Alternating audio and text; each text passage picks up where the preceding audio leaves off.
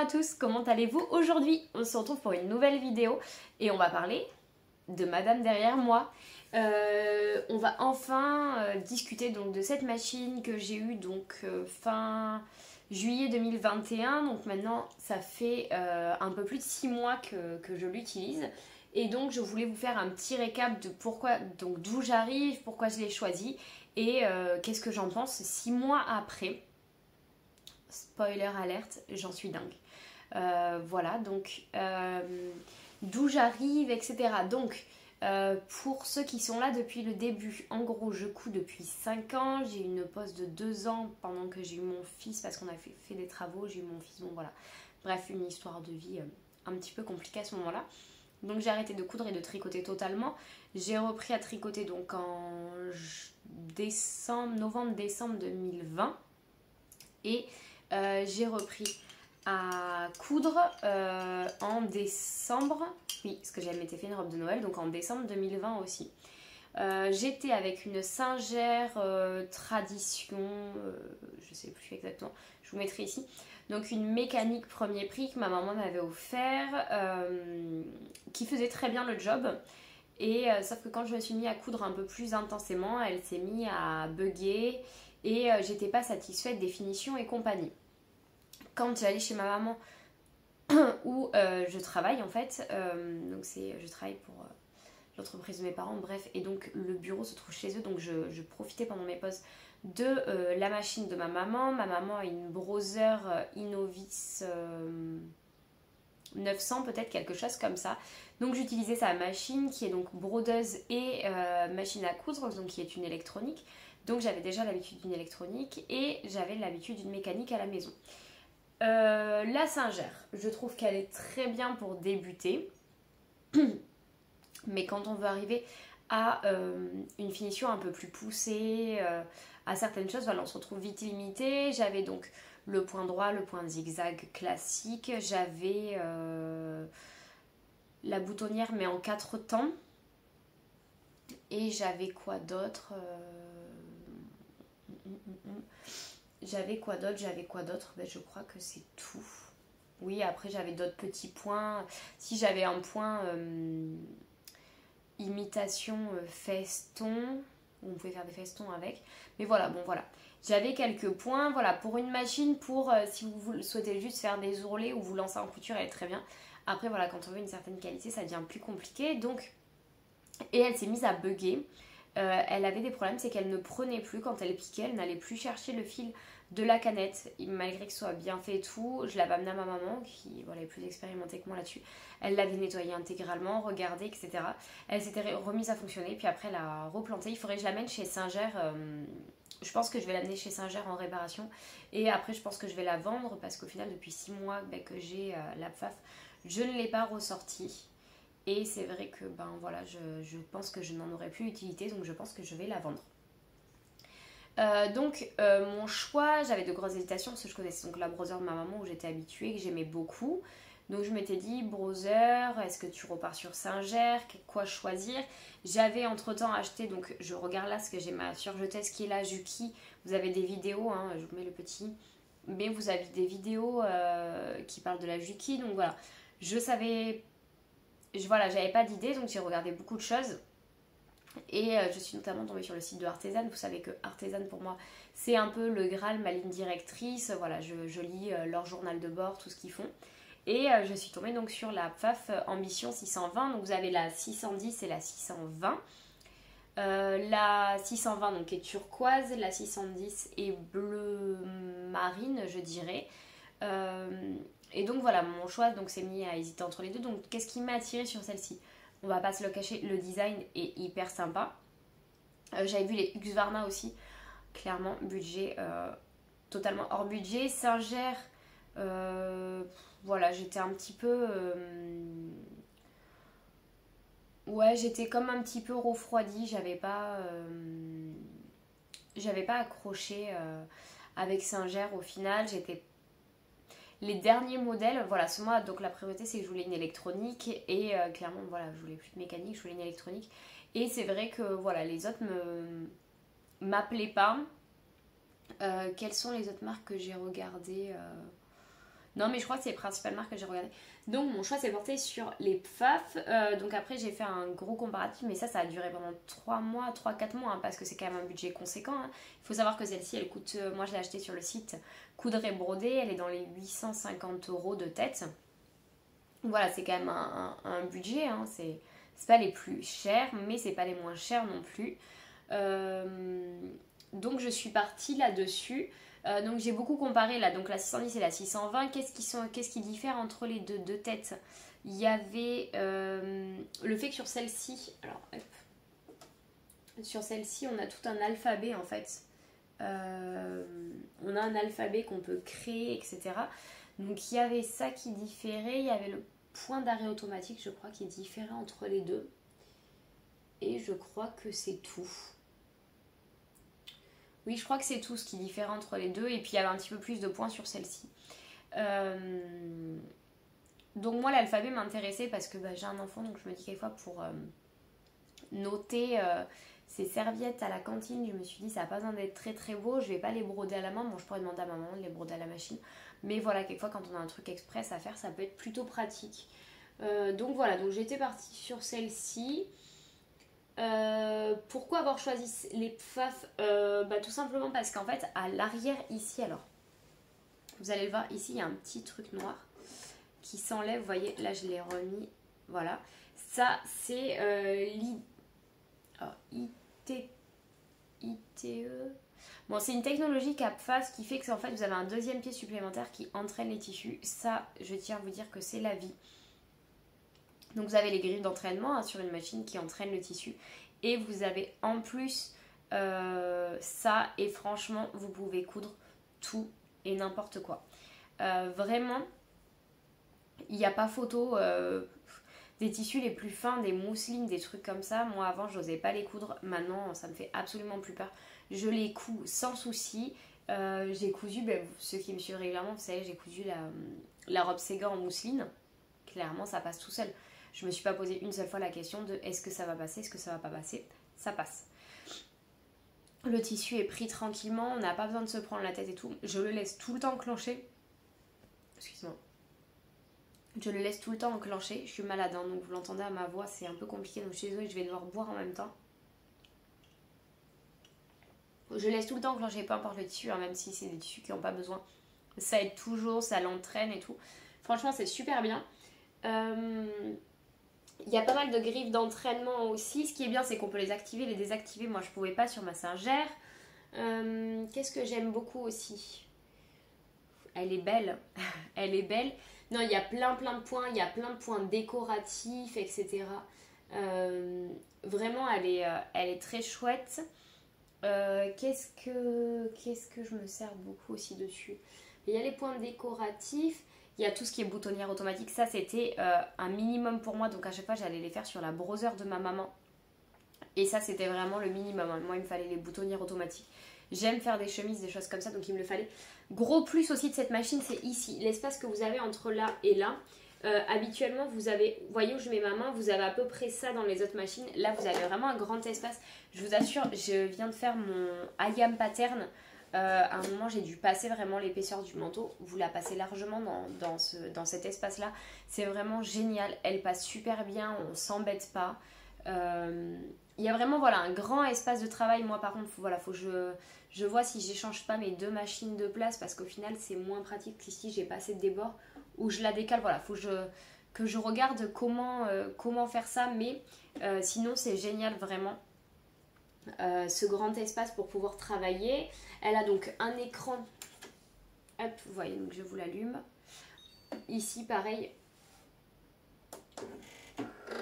ici donc on a un éclairage qui fait qu'on y voit très bien, vous voyez ça éclaire quand même assez loin sur la tablette, on y voit très très bien. Il m'arrive de coudre le soir avec ma lumière, donc j'ai des spots en plafond, plus ça, j'y vois très bien, il n'y a aucun problème. Il y a l'enfilage automatique, hop, ici, donc l'enfilage automatique.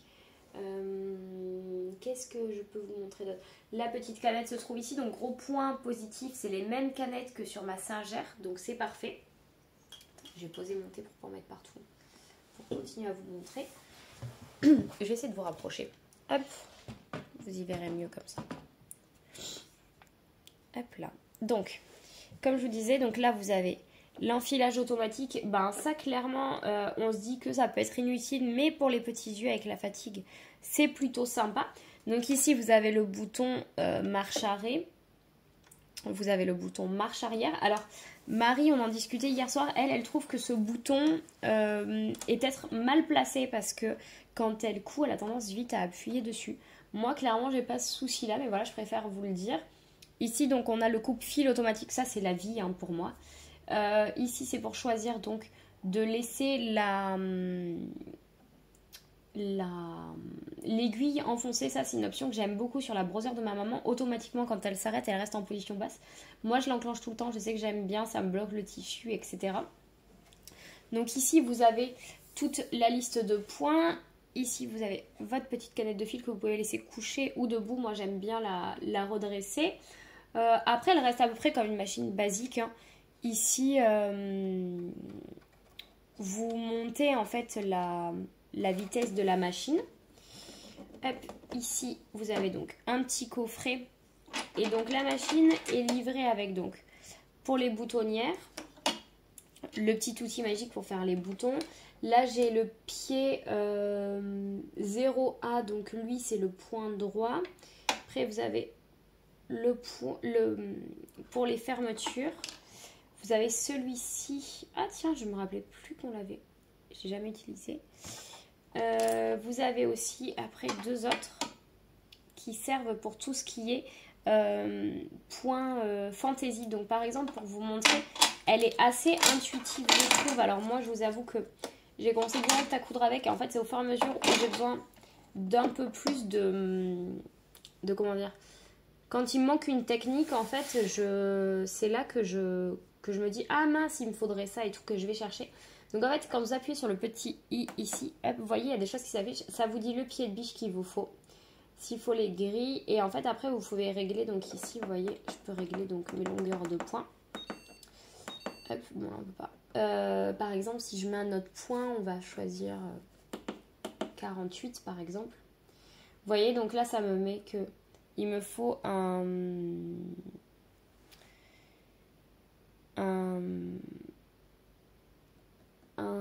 pied, donc il me faut le 1A, donc il faut que je change mon pied. Vous voyez, et après quand... Pourquoi ça m'a mis ça? Alors attendez, est-ce que c'est pas le bon, le 48? Pourtant si c'est ça. Alors attendez, je vais mettre 43. Attendez, je vous mets sur pause, ma machine a un petit souci. Voilà, on va reprendre, excusez-moi, c'est moi qui avais mal fait quelque chose. Donc par exemple, là vous voyez, on va reprendre le 48 de tout à l'heure. Là vous voyez, donc il y a des demi-ronds, donc si je veux bloquer, hop, vous voyez, si je bouge, ça vous bouge en fait le dessin, je sais pas si vous voyez ici, ça le bouge. J'avais bloqué la largeur de point, j'étais bloqué sur un point droit tout à l'heure. Voilà, donc ça va vous le bouger, donc c'est ça l'avantage. Et puis pareil, si vous bougez ici, en fait, vous voyez ce que ça donne. Donc c'est pas mal en fait, ça permet de voir vraiment ce qu'on veut faire, etc. Hop. Et donc quand ça se met en noir, c'est que c'est les tailles optimales en fait qu'on nous propose pour le point. Qu'est-ce que je peux vous montrer par exemple 101. Donc voilà, 101 j'ai des fleurs, je veux des fleurs un peu plus petites, voilà, un peu plus grandes. Et je veux qu'elles soient un peu plus rapprochées sur mon modèle, voilà, je peux les faire vraiment comme j'en ai envie. Donc ça je trouve ça vraiment pas mal. Je vais essayer de vous montrer. Hop.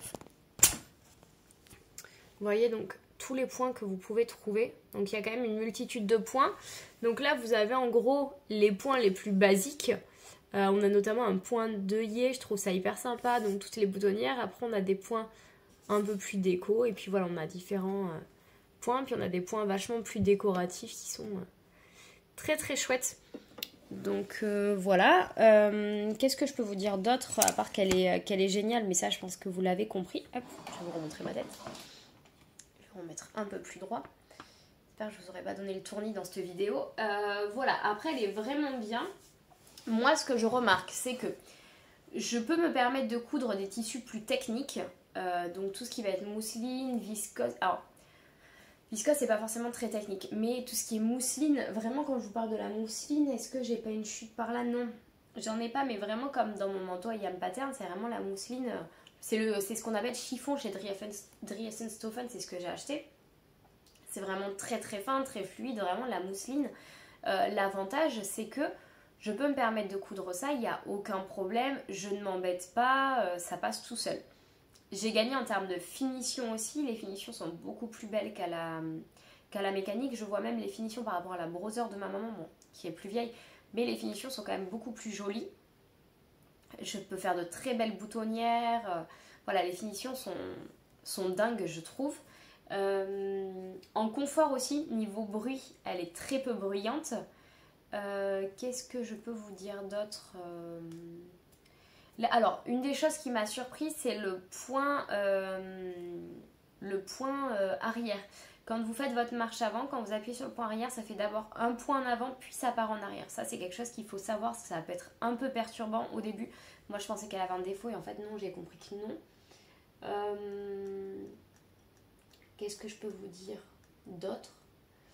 Il y a des points de reprisage, voilà, après on trouve tout ce qu'on trouve sur une machine classique. Mais voilà, c'est vrai que les gros plus de cette machine, c'est le double entraînement. Il n'y a pas photo. Ah si, ce que je ne vous ai pas montré, ici sur le côté là, on a une molette qui permet de régler la pression du pied de biche.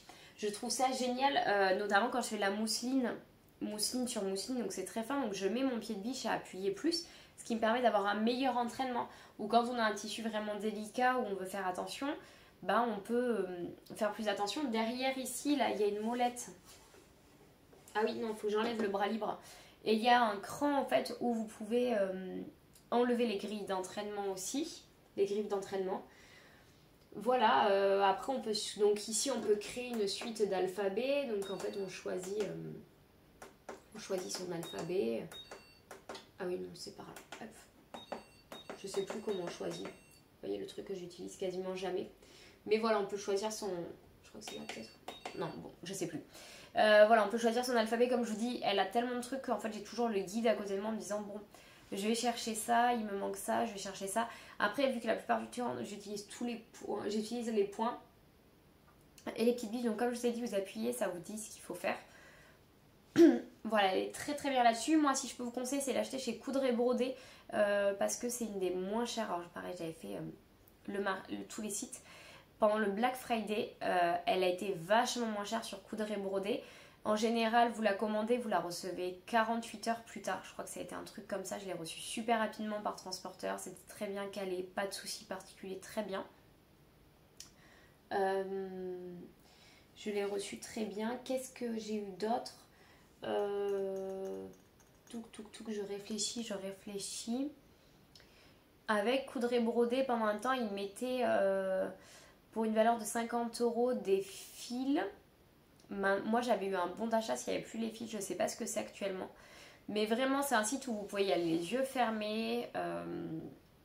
Ils ont un service après-vente. Vous pouvez payer en plusieurs fois si ça vous fait un trop gros budget. Voilà, il y a plein de choses. Je pense vous avoir fait le tour. Moi, j'en suis très très satisfaite comme vous pouvez l'entendre. Voilà, je lui passe des kilomètres et des kilomètres de tissu. Alors là, bon, j'ai pas pu coudre pendant 15 jours, mais depuis avant-hier, elle bouffe du tissu, elle a mangé de la toile de jute, elle a pris de la toile de jute avec du cuir, etc. Je passe des épaisseurs de dingue. La dernière fois, j'ai passé 1, 2, 3, 4 épaisseurs de caban plus 2 de mousseline. Elle cale pas. Elle cale pas, elle passe vraiment tout, on n'entend même pas. C'est quelquefois on entend au bruit que elle a du mal à passer. Là, pas du tout. Là, vous entendez rien du tout. Elle passe, elle mange les épaisseurs. Vous vous embêtez pas à vous dire est-ce que ça passe pas. Tout passe. Pour le moment, je n'ai jamais été freinée depuis que je l'ai et c'est vraiment un bonheur. Voilà pour mon petit récap. Si vous avez des questions, n'hésitez pas à me dire. N'hésitez pas à me dire aussi quelle machine vous avez, si vous en êtes satisfaite ou pas. C'est toujours intéressant dans les commentaires de mettre vos machines. Ça permet celles qui cherchent une machine d'avoir d'autres idées aussi. En tout cas, j'espère que ça vous aura plu cette vidéo et on se retrouve très bientôt. À très vite!